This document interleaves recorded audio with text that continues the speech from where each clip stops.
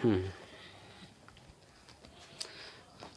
Student, good evening. आज आपका EV chemistry classes में हार्दिक स्वागत है। आज हम आपको आवर्त सारणी के अंतर्गत ग्रुप 7A या ग्रुप 17 के तत्व यानी हैलोजन तत्वों के बारे में बताएंगे। हैलोजन तत्व कौन कौन से होते हैं?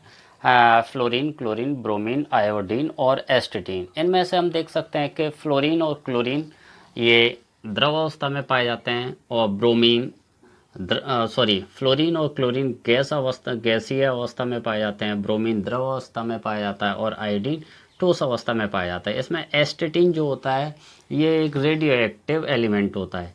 इसमें हम देख सकते हैं कि इस क्रम को याद रखने के लिए हम क्या करते हैं कि एक ट्रिक है, इस ट्रिक को याद कर सकते हैं। फिर यानी फ्लोरीन, कल यानी क्लोरीन, बाहर यानी ब्रोमीन, आई यानी आयोडीन और आंटी यानी एस्टेटीन। इस क्रम को याद रखते हुए इसे इस क्रम में हम यदि ऐड करते जाएं, यदि एक का एटॉमिक नंबर हमें पता हो तो इन सभी के एटॉमिक नंबर हम इस क्रम में ऐड करते जाएं तो हम एटॉमिक नंबर हम सभी के निकाल सकते हैं। जैसा कि हमें मान लीजिए कि फ्लोरीन का एटॉमिक नंबर हमें पता है, फ्लोरीन का 9 होता है, तो 9 में 8 ऐड करेंगे तो 17 आ जाएगा। 17 में 18 ऐड करेंगे तो 35 और 35 में 18 ऐड करेंगे तो 53 और 53 में 32 ऐड करेंगे तो 85 आएगा। तो इस तरीके से हम इससे एक तरीके से मान सकते हैं कि मैजिक नंबर है। इसे हम याद कर लें 8, 18, 18, 32 इसी क्रम में हम इन्हें ऐड कर सकते हैं।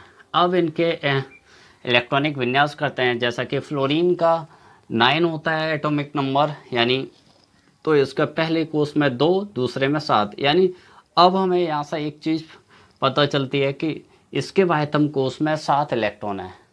तो इस ग्रुप के जितने भी तत्व होंगे सभी तत्वों के बाह्यतम कोष में 7 इलेक्ट्रॉन होगा। यानी क्लोरीन का करते हैं 2,8,7, ब्रोमीन का 2,8,18,7, आयोडीन का 2,8,18,18,7, ऐसे ही एस्टेटीन का करते हैं 2,8,18,32।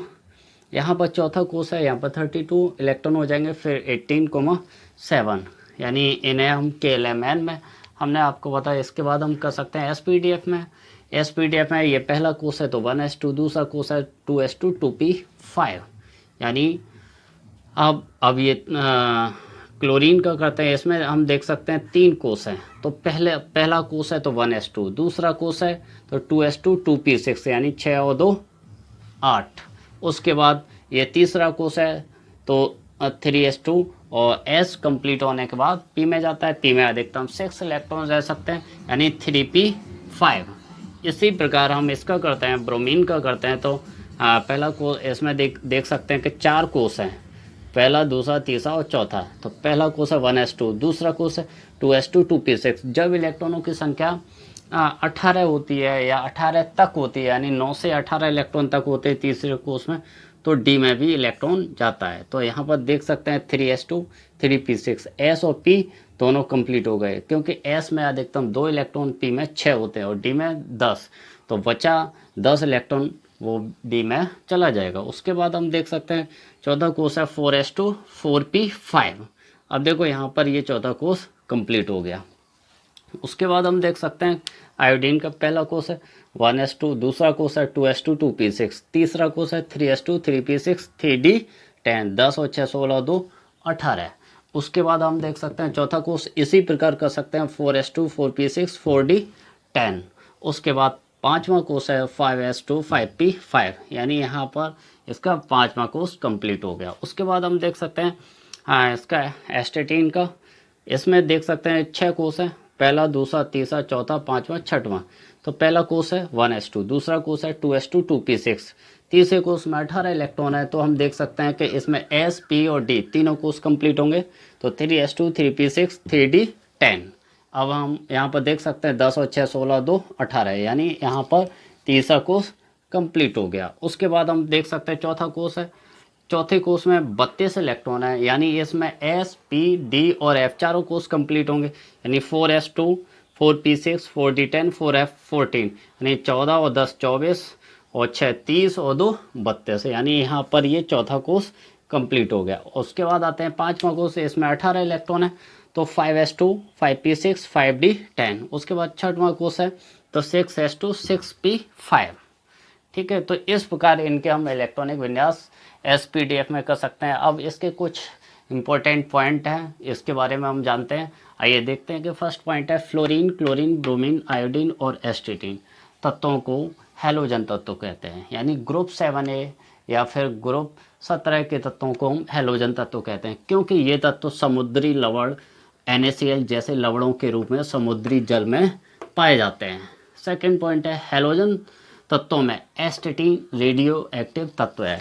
यानी फ्लोरीन, क्लोरीन, ब्रोमीन, आयोडीन, इनमें से एस्टिटीन जो होता है ये रेडियो एक्टिव एलिमेंट होता है। उसके बाद हम देख सकते हैं थर्ड पॉइंट है सभी हैलोजन अधातु हैं। यानी सभी हैलोजन तत्व जो होते हैं नॉन मेटल होते हैं। उपवर्ग में नीचे की ओर जाने पर अधात्विक लक्षण धीरे धीरे घटता है और आयोडीन में थोड़ी धात्विक चमक होती है। यानी ग्रुप में जैसे जैसे ऊपर से नीचे की तरफ जाते हैं तो इनका अधात्विक लक्षण घटता जाता है। यानी आयोडीन में थोड़ी धात्विक चमक होती है। यदि आपसे पूछा जाए सबसे अधिक अधात्विक लक्षण अगर पूछा जाए तो इसमें होगा फ्लोरीन, और सबसे कम अधात्विक लक्षण अगर इसमें पूछा जाए इस ग्रुप में तो वो होगा आयोडीन में। उसके बाद हम देख सकते हैं चौथा पॉइंट है साधारण अवस्था में जो फ्लोरीन होती है पीले रंग की और क्लोरीन हरे पीले रंग की गैस है। यानी फ्लोरीन और क्लोरीन ये पीले रंग की, फ्लोरीन और क्लोरीन हरे पीले रंग की गैस है। यानी ये फ्लोरीन और क्लोरीन ये गैसीय अवस्था में पाए जाते हैं। उसके बाद ब्रोमीन गहरे लाल रंग का वाष्पशील द्रव है। यानी जो इसमें ब्रोमीन है ये द्रव अवस्था में पाई जाने वाली एकमात्र अधातु होती है। ठीक है, उसके बाद और आयोडीन गहरे काले रंग का ठोस होता है। यानी इसमें जो आयोडीन होती है ये गहरे काले रंग का ठोस होता है। यानी ग्रुप में ऊपर से नीचे की तरफ आते हैं तो ये गैसीय अवस्था से द्रवावस्था फिर ठोस में बदलते जाते हैं। यानी फ्लोरीन और क्लोरीन गैसीय अवस्था में पाए जाते हैं, ब्रोमीन द्रवावस्था में पाई जाती है और आयोडीन ठोस अवस्था में पाई जाती है। इनका सामान्य इलेक्ट्रॉनिक विन्यास NH2NP5 होता है।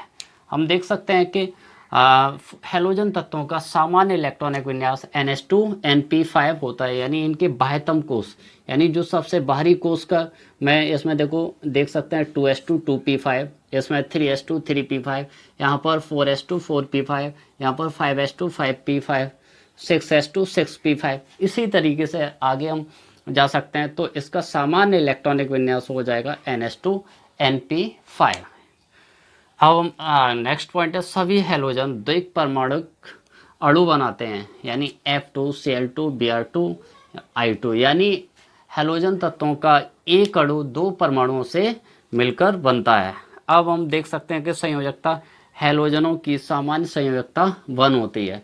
हैलोजन तत्वों की जो सामान्य संयोजकता होती है 1 होती है, क्योंकि इनके बाह्यतम कोष में 7 इलेक्ट्रॉन होता है। हमने आपको पिछले वीडियो में अक्रियस तत्वों के बारे में बताया, तो उसमें क्या होता है कि उन सभी तत्वों के बाह्यतम कोष में 8 इलेक्ट्रॉन होता है।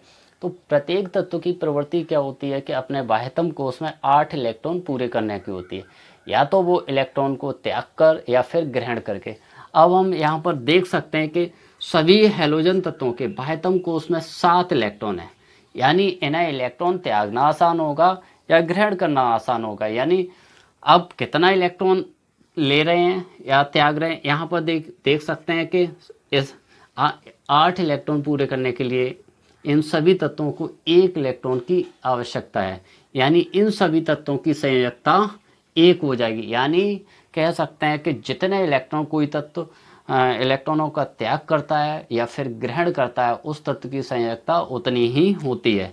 यानी ये सभी तत्व 1 इलेक्ट्रॉन को ग्रहण करते हैं, तो इसलिए इन सभी तत्वों की संयोजकता 1 होती है। सेकंड पॉइंट है फ्लोरीन अपने सभी यौगिकों में 1 संयोजक होती है। यानी फ्लोरीन की संयोजकता अपने सभी यौगिकों में 1 होती है। अन्य हैलोजन 1, 3, 5 और 7 की सह संयोजकताएं प्रदर्शित करते हैं। यानी क्लोरीन, ब्रोमीन और आयोडीन, इनकी संयोजकता 1, 3, 5 और 7 भी हो सकती है। उसके बाद हम देख सकते हैं कि ऑक्सीकरण अवस्थाएं। फर्स्ट पॉइंट है कि फ्लोरीन की उसके सभी यौगिकों में ऑक्सीकरण अवस्था -1 होती है, यानी इसके सभी यौगिकों में ऑक्सीकरण अवस्था -1 होती है। और सेकंड पॉइंट है क्लोरीन व अन्य हैलोजन -1 से +7 तक की ऑक्सीकरण अवस्थाएं प्रदर्शित करते हैं, यानी क्लोरीन, ब्रोमीन और आयोडीन -1 से +7 तक की ऑक्सीकरण अवस्थाएं प्रदर्शित करते हैं। उसके बाद ऋण विद्युतीय लक्षण हैलोजन एक्स, यानी इन्हें हम एक्स से शो कर सकते हैं। एक्स का मतलब है फ्लोरीन, क्लोरीन, ब्रोमीन, आयोडीन और एस्टेटीन। तो प्रबल ऋण विद्युतीय हैलोजनों में एक्स आयन प्रकार के ऋणायन बनाने की प्रवृत्ति बहुत प्रबल होती है, यानी इन्हें अपने निकटतम अक्रिय गैस का स्थायी इलेक्ट्रॉनिक विन्यास प्राप्त करने के लिए ये सभी तत्व एक इलेक्ट्रॉन को ग्रहण करते हैं, यानी जितना इलेक्ट्रॉन ये लेते हैं उतना ही इन सभी पर चार्ज आ जाता है, यानी सभी तत्व एक इलेक्ट्रॉन को लेते हैं, तो इसलिए इन सभी पर सिंगल नेगेटिव चार्ज आएगा। उसके बाद सेकंड पॉइंट है उपवर्ग में नीचे की ओर जाने पर हैलोजनों का ऋण विद्युतीय लक्षण घटता है, यानी ग्रुप में जैसे जैसे ऊपर से नीचे की तरफ आते हैं तो इनका ऋण विद्युतीय लक्षण धीरे धीरे घटता है, यानी धन विद्युतीय लक्षण बढ़ता है और ऋण विद्युतीय लक्षण घटता है। हम देख सकते हैं कि ये सभी हैलोजन तो पी ब्लॉक के अंतर्गत आते हैं, क्योंकि हम देख सकते हैं कि सभी तत्वों के बाह्यतम कोश का अंतिम इलेक्ट्रॉन पी सब सेल में प्रवेश कर रहा है। इसमें देख सकते हैं कि अंतिम इलेक्ट्रॉन यानी बैलेंसी सेल का अंतिम इलेक्ट्रॉन पी सब सेल में सभी में प्रवेश कर रहा है, तो इसलिए ये पी ब्लॉक के अंतर्गत आते हैं सभी हैलोजन तत्व। अब हम देख सकते हैं कि इनकी यहाँ से हम ये ग्रुप संख्या भी निकाल सकते हैं। यहाँ पर देख सकते हैं कि इन सभी तत्वों के बाह्यतम कोश में 7 इलेक्ट्रॉन है। ग्रुप संख्या निकालने के लिए हमने आपको पिछले वीडियो में बताया है कि जिन तत्वों के बाह्यतम कोश इनकम्प्लीट होते हैं उनकी वह संख्या उनके बाह्यतम कोश में इलेक्ट्रॉनों की कुल संख्या के बराबर होती है। अब इन सभी तत्वों के बाह्यतम कोश में 7 इलेक्ट्रॉन होते हैं, तो यानी इनकी वर्ग संख्या हो जाएगी 7 और अंतिम इलेक्ट्रॉन पी सब सेल में प्रवेश कर रहा है तो सब ग्रुप हो जाएगा ए, यानी सभी हैलोजन तत्व ग्रुप 7A या ग्रुप 17 के अंतर्गत आते हैं। इसी प्रकार अब हम इनकी आवर्त संख्या भी निकाल सकते हैं। आवर्त संख्या निकालने के लिए हमने आपको बताया कि जिन तत्वों में जितने कोष होते हैं वो तत्व उसी आवर्त का होता है। देख सकते हैं कि इसमें 2 कोष हैं, तो यहाँ पर फ्लोरीन दूसरे आवर्त का होगा। क्लोरीन में 3 कोष हैं तो ये तीसरे आवर्त का होगा, और ब्रोमीन में 4 कोष हैं, 1 2 3 4, तो ये चौथे आवर्त का तत्व होगा। आयोडीन में 5 कोष हैं तो ये 5वें आवर्त का तत्व होगा, और एस्टेटीन में 6 कोष हैं, 1 2 3 4 5 6, तो ये 6वें आवर्त का तत्व होगा। आज के लिए बस इतना ही। आगे का नेक्स्ट वीडियो में वीडियो अच्छा लगे तो वीडियो को लाइक और सब्सक्राइब ज़रूर करें।